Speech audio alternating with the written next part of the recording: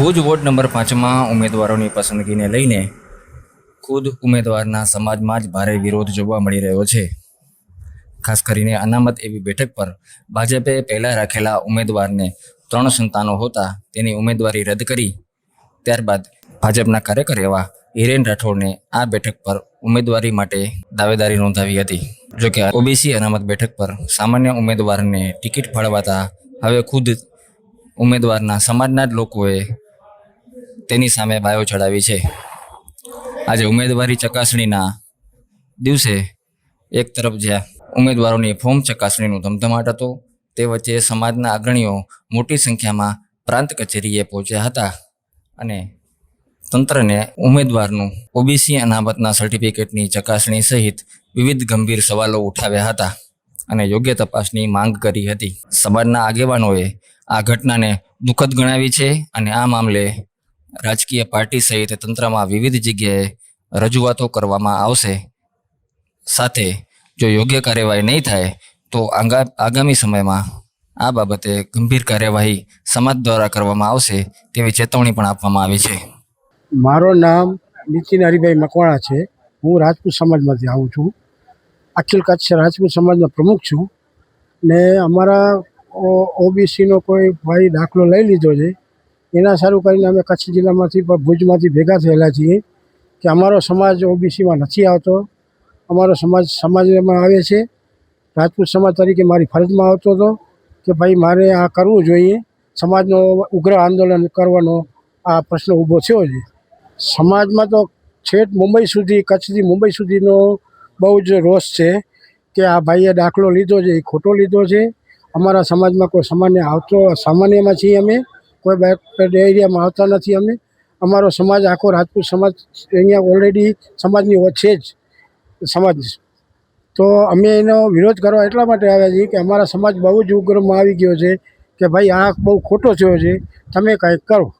ઘણી બધી અસર પડી શકે, ઘણા બધા અમને પ્રશ્ન પૂછતા જ હોય છે કે તમે આ કયા સમાજમાં? અમે તો સામાન્ય કેટેગરીમાં જ આવીએ છીએ, પણ આ લોકો લઈ લીધો એ ક્યાંથી અમને ખ્યાલ નથી કે કોને આપ્યો, કોને શું કર્યો છે।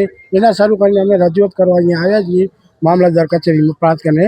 આમ તો એ કે સમાજમાં બધે અલગ અલગ સમાજોનામાંથી ઉગતા જ હોય છે।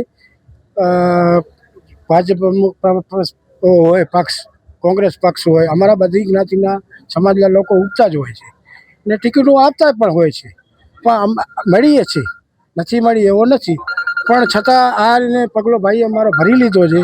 સામાન્ય અમને મળીએ તો અમારા સામાન્યમાં જ ઊભા છે બધે, કોઈ નલિયા હોય કે ગમે ત્યાંથી હોય, નલિયાવાળા પણ અમારા સ્વામિનારાયણથી મળી છે ટિકિટ, તો એ સામાન્યમાંથી ભરી છે। અમે સામાન્ય વર્ગમાં જ આવીએ છીએ, એના શરૂ કરીને અમને આ પગલો ભરવો ખપ્યો છે।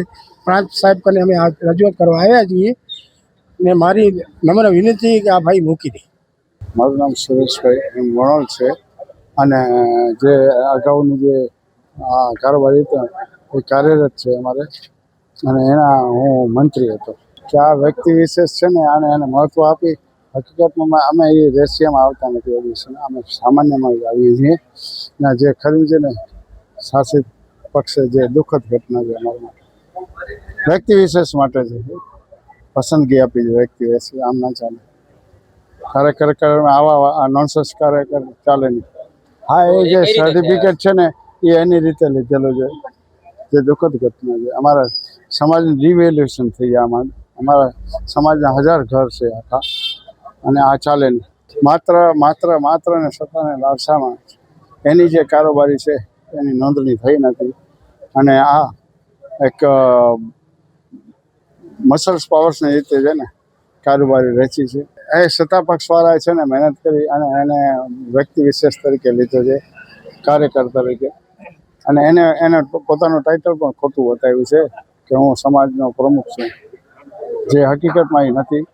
જિલ્લા અમારી રજિસ્ટ્રેશન સંસ્થામાં એનું હજી કારોબારી નોંધાણી પણ નથી। તો અમે પ્રત્યેક લાગણીની માંગણી એવી છે કે અમે સમસ્ત આ કચ્છમાં ભેગા થઈ અને વિરોધ નોંધાવશું।